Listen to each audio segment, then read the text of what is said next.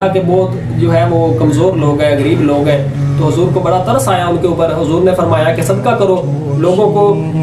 صدقہ کرنے کی ترغیب دی۔ بس لوگوں نے صدقہ دینے میں کچھ دیر کی تو آپ صلی اللہ علیہ وآلہ وسلم کے چہرہ اقدس پر کچھ ناگواری کے آثار ظاہر ہوئے۔ پھر انصار میں سے ایک آدمی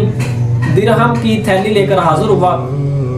اس کے بعد یعنی ایک انصار میں سے ایک شخص اٹھا، ایک صحابی رسول رضی اللہ تعالیٰ عنہ جو تھے وہ اٹھے اور گئے گھر میں سے ایک درہم کی تھیلی لے کر آئے۔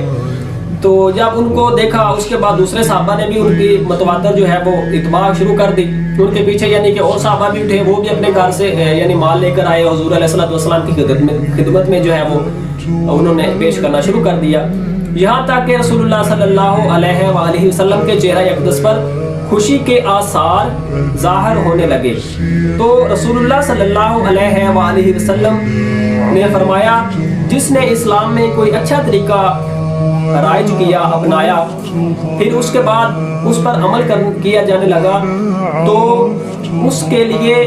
اس عمل کرنے والے کے برابر ثواب لکھا جائے گا اور ان کے ثواب میں سے کچھ بھی کمی نہ کی جائے گی۔ اور جس نے اسلام میں کوئی برا طریقہ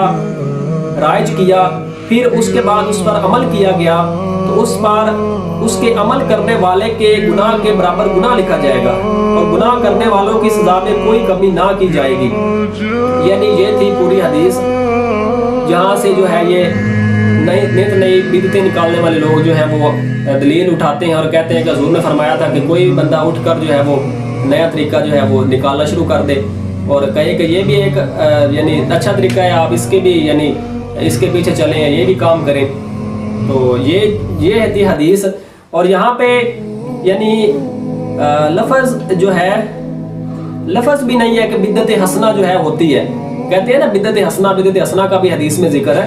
تو یہ بدعت حسنہ کا ذکر بھی نہیں ہے۔ حضور علیہ السلام کا یہ عربی میں ارشاد ہے رسول اللہ صلی اللہ علیہ وسلم من سن فی الاسلام سنت حسنہ فَأُمِلَ بِهَا بَعْدَهُ كُتِبَ لَهُ مِثْلَ أَجْرٍ مِّنْ عَمَلَ